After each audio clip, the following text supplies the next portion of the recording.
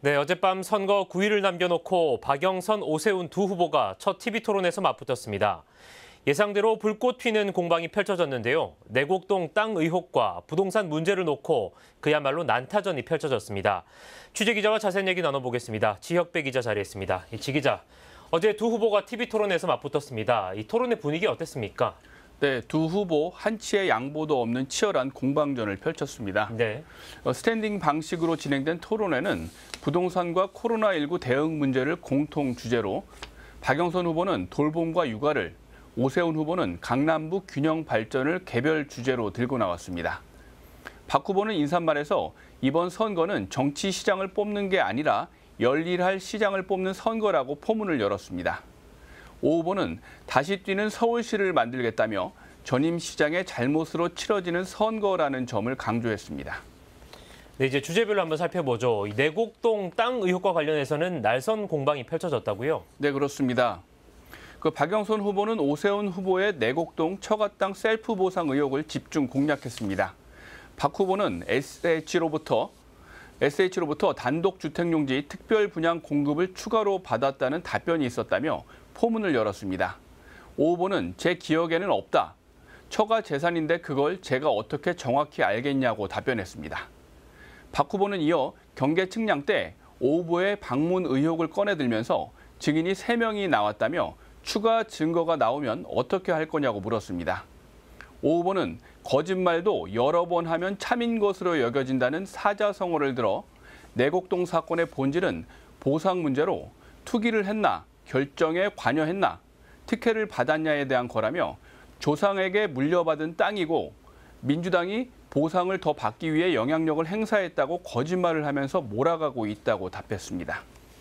네, 한편 이번 선거에 어떻게 보면 핵심이라고 할 수 있죠. 이 부동산 문제와 대책에 대한 얘기도 나왔는데 이 실현 가능성이 화두였다고요? 네, 그렇습니다. 오세훈 후보는 문재인 정부의 부동산 대책에 대해서 몹쓸 짓이라며 강도 높은 표현을 사용하며 비판했습니다.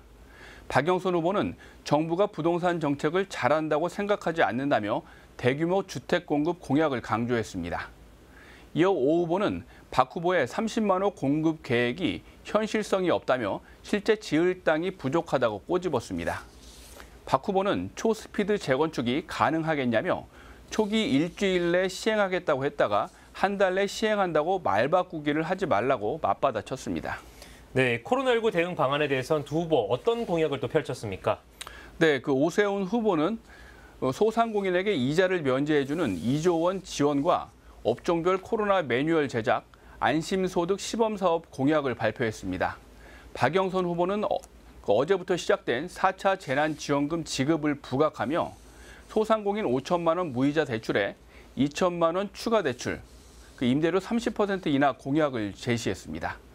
오 후보는 1인당 10만 원의 재난위로금 공약에 1조 원 이상이 든다는 걸 예로 들면서 박 후보의 공약에 연간 15조 원이 필요한데 실현 가능한가를 물었고 박 후보는 오 후보의 안심소득 시범사업에 대해 전혀 모르고 추진하는 정책이라고 비판했습니다.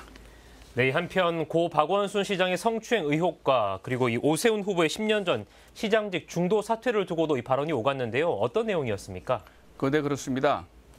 박영선 후보는 무상급식과 관련해 오세훈 후보가 시장직을 내려놓은 걸 문제 삼으며 아이들에게 들어가는 돈을 차별하면 되냐고 공격했고 오 후보는 부자한테 갈 돈을 가난한 사람들에게 쓰는 것이 잘못된 건가라고 반문했습니다. 현재 시행하고 있는 무상급식은 철회하지 않겠다는 입장도 확인했습니다. 오 후보는 이번 선거가 무상급식 선거와는 달리 성추행에 의한 보궐선거라며 사과하는 마음이라면 피해 호소인 3인방을 캠프에 쓰지 말았어야 한다고 몰아붙였습니다. 박 후보는 상처를 드려 죄송스럽게 생각한다며 수차례 사과했고 또 사과할 수 있다고 말했습니다. 네, 오늘 두 후보 간 또 한 차례 토론회가 예정돼 있습니다. 관심 있게 지켜봐야 할 것 같습니다. 지혁배 기자 잘 들었습니다.